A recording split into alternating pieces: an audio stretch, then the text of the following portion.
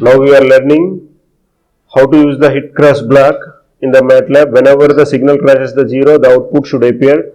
For that, we are clicking on hit cross block and add to untitled and go to sources. In this source, select signal generator. This is signal generator and this is hit crossing. For the better view, drag this and you have to drag this also. Select the sawtooth waveform and for the scope go to sinks.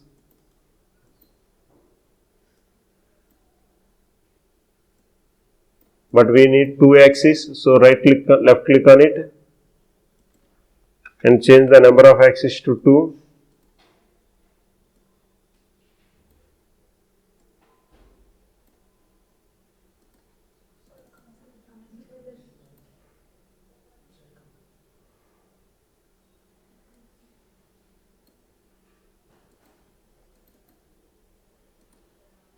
Whenever the signal is crossing 0, you can observe the output here.